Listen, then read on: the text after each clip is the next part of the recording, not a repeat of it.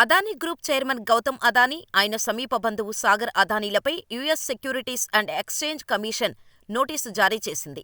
ఇందులో 21 రోజుల్లోగా సమాధానమివ్వాలని ఇరువురిని ఆదేశించింది. సోలార్ ఎనర్జీ కాంట్రాక్టు పొందటానికి $265 మిలియన్ లంచమిచ్చారనే ఆరోపణలపై ఈ కేసు నమోదైన విషయం తెలిసిందే. వారిద్దరిపై అమెరికా కోర్టు అరెస్టు వారెంట్ జారీ చేసింది. కాగా ఈ దర్యాప్తులో US securities and exchange commission enforcement విభాగం యాక్టింగ్ డైరెక్టర్ సంజయ్ వాధ్వా కీలక పాత్ర పోషిస్తున్నారు. అదానీ ఇచ్చిన అభియోగాలు. గౌతమ్ అదానీ, సాగర్ అదానీ ఒక ఆఫర్ ప్రక్రియ ద్వారా అదానీ గ్రీన్ బాండ్లను కొనుగోలు చేయటానికి యుఎస్ పెట్టుబడిదారులను ప్రేరేపించారు. అదానీ గ్రీన్ ప్రాజెక్టు భారత్లో విజయవంతం అవుతుందని, అందుకు వీలుగా ప్రభుత్వ పెద్దలకు, అధికారులకు పెద్ద ఎత్తున లంచాలను ఇచ్చామని వారు యుఎస్ పెట్టుబడిదారులకు చెప్పారు. ఇది అమెరికాలో సెక్యూరిటీ నిబంధనల ఉల్లంఘన అని US securities and exchange commission స్పష్టం చేసింది.